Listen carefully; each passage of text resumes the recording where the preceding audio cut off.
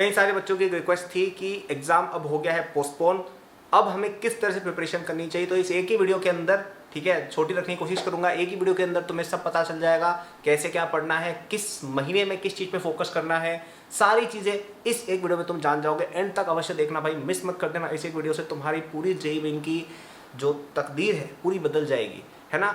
इसी तरह की और चीज़ें जाननी, एडवांस तक मैं काफ़ी चीज़ें डालूंगा, सारे अपडेट्स स्ट्रेटजी जितनी भी है, तो सब्सक्राइब भी अवश्य कर लीजिएगा अगर सच में आईआईटी करना चाहते हो तो ही, ठीक है। टाइम पास करने के लिए वीडियो देख रहे हो कि मैं कोई शॉर्टकट बता दूंगा, तो भाई कोई शॉर्टकट नहीं है। स्ट्रेटजी एक ही होती है, स्ट्रेटजी बस एक है दुनिया में, वो है मेहनत करना कंसिस्टेंटली। पूरे आपके पास जितने भी 3-4 महीने आपको मिल रहे हैं ना, जून अटेम्प्ट, जुलाई अटेम्प्ट, पूरे के पूरे 3 महीने एकदम लगन से मेहनत कर सकते हो, ठीक है, और करने को तैयार हो। और उसमें तुम ऐसे बहानेबाजी वापस से नहीं करोगे कि अरे अनदर पोस्टपोन, नहीं, ये मौका है, इसको यूटिलाइज करना है। पूरा दृढ़ निश्चय है तो ही प्रिपरेशन करो, वरना छोड़ दो, कुछ और काम करने लग जाओ। बहुत काम है दुनिया में, ठीक है, आईआईटी करना कोई कंपलसरी नहीं है, और भी बहुत सारी चीज़ें हैं, है ना। दृढ़ निश्चय है तो ही ये वीडियो देखना, तो ही प्रिपरेशन करने बैठना। और सबसे पहली मेरी टिप भी यही रहेगी कि the number 1 strategy is to have the right mindset of hard work and of success. आपके दिमाग में आवाज़ आनी चाहिए कि हाँ मेरा सिलेक्शन होगा, अंदर से कॉन्फिडेंस बोलना चाहिए तुम्हारा यार कि हाँ यार हो जाएगा मेरा, ठीक है। मैं कोई भी काम करने निकलता हूँ ना, कुछ भी दिमाग में होता है अरे हो जाएगा यार, मेरे को टेंशन नहीं होती, मेरे को पता है मेरा हो जाएगा। मेरे को हर चीज़ में लगता है यार कि मैं ये चीज़ कर लूँगा, कैसे करूँगा फिगर आउट करने के बाद की बात है। लेकिन एक बार आपके इंटरनली आपके अंदर आना चाहिए कि यार मेरा सिलेक्शन हो जाएगा, मेरे को कोई नहीं रोक सकता, ठीक है। पहले तो कमेंट करो, या कहीं भी आप कोई किताब में कहीं नोट्स बनाते हो, लिखो कि मेरा सिलेक्शन हो जाएगा, कोई बड़ी बात नहीं है, कर लूँगी मैं, है ना। ऐसा एकदम होना चाहिए दिमाग में, पहली तो बात यही है, ठीक है। और तैयार हो जाओ अगले 3 महीने, जून अटेम्प्ट और 4 महीने फॉर जुलाई अटेम्प्ट, अगले 3-4 महीने एकदम एकदम कड़ाके की मेहनत करने के लिए तैयार हो जाओ, ठीक है। ऐसी मेहनत करनी है जो तुमने कभी ज़िंदगी में नहीं की है, तब जाके सिलेक्शन तुम्हारा होगा। और इस वीडियो में मैं उन लोगों से ज़्यादा बात कर रहा हूँ यार जिनकी प्रिपरेशन काफ़ी ज़्यादा बची हुई थी, ठीक है, जिनको एक बोन मिल गया है इस पोस्टपोनमेंट की वजह से। जिनकी प्रिपरेशन बहुत अच्छी चल रही है उनके लिए भी वीडियो बाद में बनाऊंगा एडवांस रिलेटेड, लेकिन यहाँ पे हम उन लोगों से ज़्यादा बात करने वाले हैं जिनका लेट से 60%, 40%, 50% इस तरह का सिलेबस बचा हुआ है, या 100%, है ना। ऐसे भी कोई कलाकार होंगे यहाँ पे। तो पहले तो दिमाग सही करना है और रेडी हो जाना है कि मैं तैयारी करूँगी। कमेंट भी करो, कहीं लिखो भी, और तभी इस वीडियो को आगे कंटिन्यू करो। और ऐसे बच्चे हो तो सब्सक्राइब भी अवश्य कर लीजिएगा।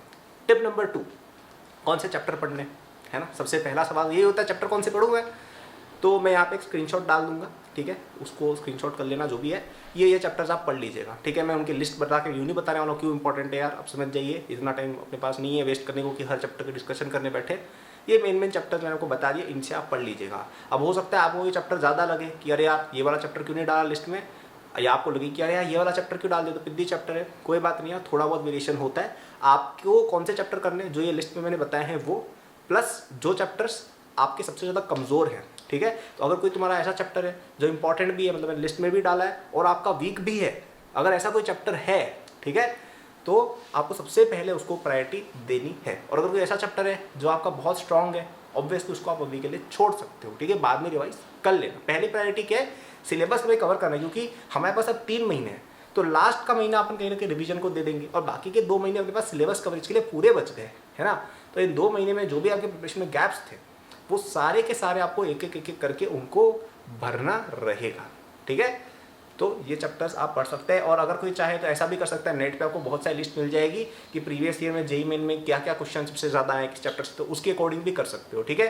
बट इंपॉर्टेंट चीज़ें ये हैं कि उस चैप्टर से सवाल अच्छे आने चाहिए, चैप्टर इंपॉर्टेंट हो, फंडामेंटल हो, और तुम्हारा वीक हो, ठीक है। इसलिए मैं किसी को ऐसी कोई लिस्ट नहीं पकड़ा सकता ये चैप्टर फिक्स है यही कर लो, क्योंकि तुम्हारा कोई चैप्टर स्ट्रॉन्ग है वो करके वापस क्या मतलब है। जो वीक है वो पहले करो ना, स्ट्रॉन्ग हम बाद में रिवाइज कर लेंगे, ठीक है। तो चैप्टर्स का आई होप आपको समझ में आ गया होगा। अब कौन से महीने में क्या करना है, तो एक मेरी काफ़ी बड़ी सजेशन रहेगी सभी बच्चों को जिनके प्रिपरेशन में काफ़ी सिलेबस बचा है, कि एटलीस्ट अप्रैल में, ठीक है, ये जो महीना है इसमें एटलीस्ट आपको एक भी मॉक टेस्ट पेपर वगैरह इनसे थोड़ा दूर रहो, ठीक है। हाँ, कभी कोचिंग वाले कराए या एक हफ्ते में एक बार, ठीक है, कर लो, कोई दिक्कत नहीं है, लेकिन अभी मॉक टेस्ट से थोड़ा आप दूर रहेंगे। क्यों दूर रहेंगे, क्योंकि देखिए अभी आपका सिलेबस कंप्लीट नहीं है, तो मॉक टेस्ट देने का कोई फ़ायदा नहीं है। मॉक टेस्ट का फ़ायदा तब होता है जब आपका सिलेबस अच्छा खासा कंप्लीट हो। याद रखिए आपके पास अभी 3 महीने फर्स्ट अटेम्प्ट के अंदर ही लगभग बचे हैं, ठीक है, 3 से थोड़ा कम है, लेकिन लगभग 3 महीने के फर्स्ट अटेम्प्ट में बचे हैं, उसके बाद सेकंड अटेम्प्ट और है, फिर एडवांस और है, तो टाइम मिलेगा आपको, मॉक प्रैक्टिस वगैरह का टाइम मिलेगा अच्छे से, है ना। लेकिन अभी आपकी सबसे पहली प्रायोरिटी होनी चाहिए कि अप्रैल और मिड मई तक या इवन मई तक आपको सबसे ज़्यादा जो भी बचे हुए चैप्टर्स हैं उनमें मैक्सिमम चैप्टर्स आपको कवर करने रहेंगे, ठीक है। अब इसमें कुछ और छोटी मोटी टिप्स आप घुसा सकते हो, जैसे एनसीईआरटी को बेस हमेशा बना के रखना है। एनसीईआरटी रीडिंग तीनों सब्जेक्ट की एक बार और एनसीईआरटी केमिस्ट्री की 2 बार आपको रीड करनी ही करनी फर्स्ट अटेम्प्ट से पहले, ठीक है। सारे फॉर्मूले वगैरह टिप्स पे होने चाहिए, पीवाईक्यू बेस्ड रिवीजन करना है। ये सारी बातें तो मैंने आपको बताई दी है। और सबसे बड़ी टिप जो है ना, जो सबसे बड़ी स्ट्रैटेजी है वो ये है कि भाई पढ़ने बैठ जाओ, ठीक है। पढ़ने बैठ जाओ, यही 80% स्ट्रेटजी हो गई खत्म। बस वीडियो बना के 2 सेकंड बोलना चाहिए था, पढ़ने बैठ जाओ बस, है ना। इंपॉर्टेंस रियलाइज करो इस अटेम्प्ट की, जो तुम्हें मौका मिला है ना, ये बार बार नहीं आता है। ये 3 साल से आ रहा है तो तुम्हें लग रहा होगा अरे यार जेई तो पोस्टपोन हो जाता है, लगता है नहीं होता है भाई। कितनी सालों से, आखिरी बार जेई पोस्टपोन शायद 1997 में हुआ था क्योंकि पेपर लीक हो गया था, है ना। तो ये कोई ऑर्डिनरी इवेंट नहीं है, ये आपके लिए बहुत स्पेशल चीज़ हुई, ठीक है। तो इसका फ़ायदा उठाओ, इसको जाने मत देना मौका, है ना। अच्छे से पढ़ने बैठना, 8-10 घंटे बैठो दिन में, ठीक है। अब अच्छे से चैप्टर लिस्ट में बता दिए उसके अकॉर्डिंग पढ़ो, धीरे धीरे बैकलॉग एक टिक करते जाओ, कैलेंडर बनाओ, एक नोट्स में कॉपी बनाओ कि ये चैप्टर्स कवर करने हैं, इस दिन करूँगा, ऐसे पूरा प्लानिंग करो ना प्रॉपर कि भाई इस दिन तक कवर करना है मुझे, है ना। जैसे वीक है, जैसे ये वीक है, तुम डिसाइड कर लो यार कि इस वीक में मुझे ये चैप्टर्स कवर करने हैं, ठीक है। और उस पर आप एक बफर डे छोड़ दो, जैसे फ्राइडे का दिन छोड़ दो कि फ्राइडे के दिन अगर कोई चैप्टर नहीं होता है, पुराना टाइम ज़्यादा लग जाता है, तो वहाँ पे मैं वो कवर करूँगी। ऐसे प्रॉपर एकदम सिस्टमैटिक तरीके से प्लानिंग करके पढ़ाई करो। हालांकि आगे मैं और वीडियोस बनाऊंगा जिसमें मैं काफ़ी क्लियरली ये आपको बता दूंगा कि मतलब और भी टिप्स वगैरह मैं देता जाऊँगा, सारी एक ही वीडियो में क्रैम नहीं करनी चाहिए, है ना। तो सब्सक्राइब रहें एक तो। ऑल्सो एक इन्फॉर्मेशन मुझे देनी थी, ठीक है। स्ट्रेटजी यहाँ तक थी कि इन्फॉर्मेशन मुझे देनी थी एक्स्ट्रा, ठीक है, कि हमारा JEE 2022 का एक क्रैश कोर्स चलता है जिसपे अभी क्योंकि पोस्टपोनमेंट हुआ है हम वापस से डिस्काउंट लेके आए हैं टिल 15 अप्रैल, ठीक है।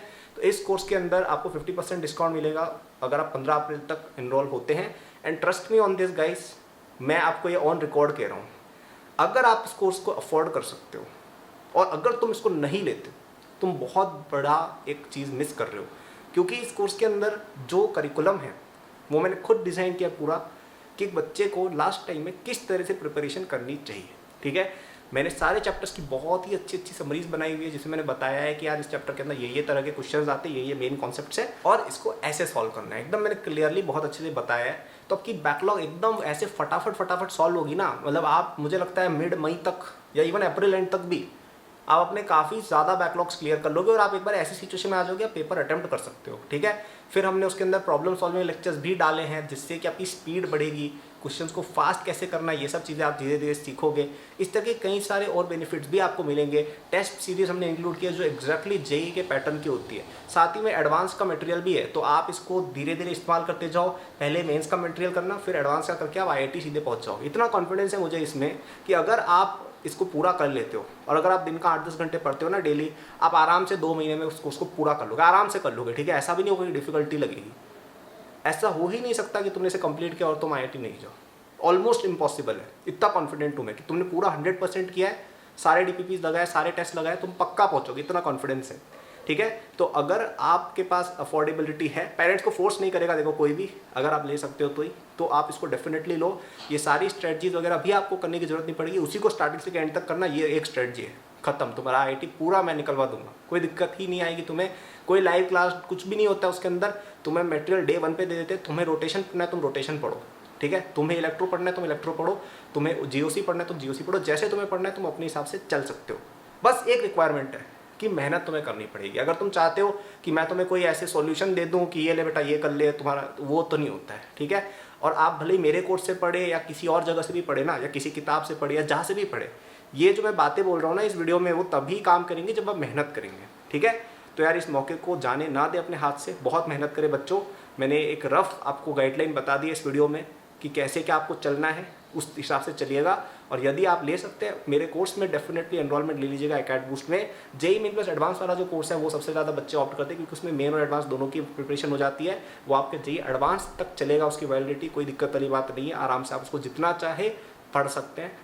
15 तारीख तो डेट है, अगर आप आज देख रहे हैं इस वीडियो को आज ही परचेस करें ताकि आप 2-3 दिन बचा, एक दिन भी बहुत ज़्यादा ज़रूरी है, ठीक है। तो अब यार पढ़ाई करो, है ना। Good luck. लाइक कर देना चैनल, वीडियो को अगर पसंद आई हो तो सब्सक्राइब कर देना चैनल को। मेरे सोशल मीडिया वगैरह के लिंक डिस्क्रिप्शन में दिए हुए हैं और एकेडमी बूस्ट के कोर्स पे 15 अप्रैल से पहले आपको एनरोल हो जाना चाहिए, बहुत ज़्यादा मदद होगी। Good luck.